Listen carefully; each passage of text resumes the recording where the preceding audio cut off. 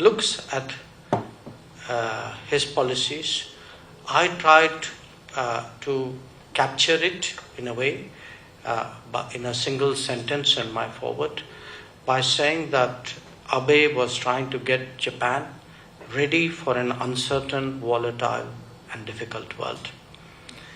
And for those of us who knew him and worked with him, and it's not very often that one can actually say knew somebody, you worked with a lot of people. I found him a very interesting mixture of optimism and realism, of being very international but being very deeply steeped in his own ethos and culture. A person who in many ways represented the hopes of a technological society, but who was also very proud of the heritage and traditions and got the right balance. Now this might sound familiar in respect of some other people closer home, but that's another story. Now, as I said, I think Shinzo Abe was preparing Japan for a new era, for a different era.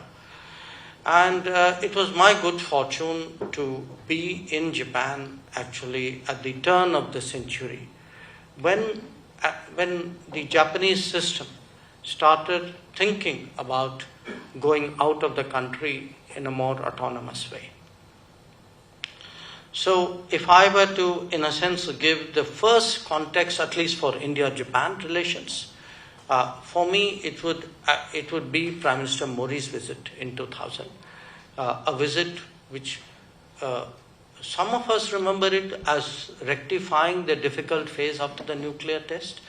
But if we step back and look at it 2 decades later, I think it was really a strategic reach out to India and reflected a different kind of Japanese thinking about the world and the confidence really to go beyond the alliance construct. And I begin with Mori because that it was in that context that I first met Prime Minister Abe, and our relationship then developed over a number of years. We had some common friends who enabled that, and I feel in many ways that that 2000 visit of Mori, the thinking behind that was in some ways a thread that really Prime Minister Abe developed further. And the core of that thinking was really that from this Japanese perspective, here was a Japan prepared to step out more actively into the world and saw another country which it certainly had cultural, civilizational, I would say even historical connects. But more important, a country with which there was no baggage, where there was, whether you take the extreme right in India or the extreme left in India, Japan was one of the few foreign policy issues on which there's always been consensus. So, history worked in favor. I think the politics of the society worked in favor. Indian industry, Indian intelligentsia, Indian academia worked in favor. So everything was waiting for something to happen. And for long that was the story of India-Japan. Now, the true importance of Shinzo Abe was that after decades of waiting for this potential, this promise to be realized, here now comes somebody who's actually able to take the plunge, who's willing to take the personal leadership or the risks or the advocacy to make what has always been, one day this will happen, into it actually happening. And that, to my mind, is something we need to be enormously grateful for. Now, Dr. Sanjay Baru rightly pointed out that, India-Japan relations doesn't have to be defined against something, that it has a value, it has a history, it has a tradition of its own, and I think That's a point which should be noted, particularly for those today who tend to take a more binary view to international relations. But the fact is that contemporary politics is a driver. And when I speak about how Abe stepped out into the world and tried to engage India with a certain purpose, I am convinced, and I say this to some degree out of personal conversations with him. Abe was actually a person who foresaw a world beyond alliances.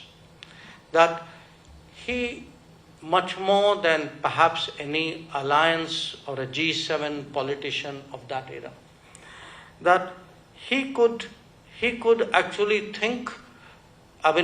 Because sometimes in India we tend to overstate or slide into a certain, you could say, nostalgia or force a certain understanding.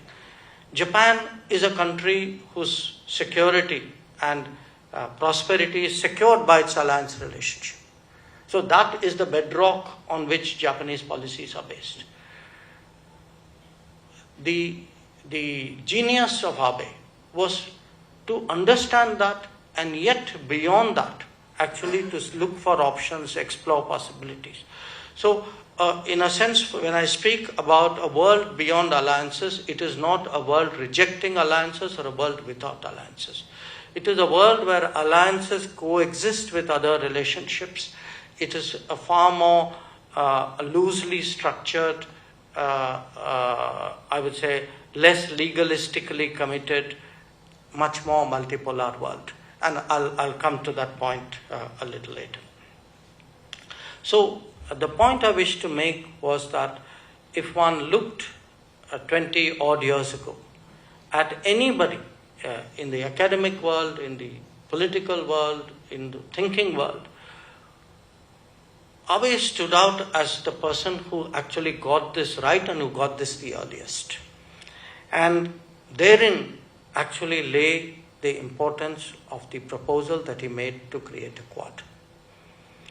And again, if you see the Quad idea and his vision, the confluence of two seas that Sanjay spoke about, the perception of the Indian Ocean and the Pacific Ocean as a seamless theatre goes side by side with this beyond alliance thinking.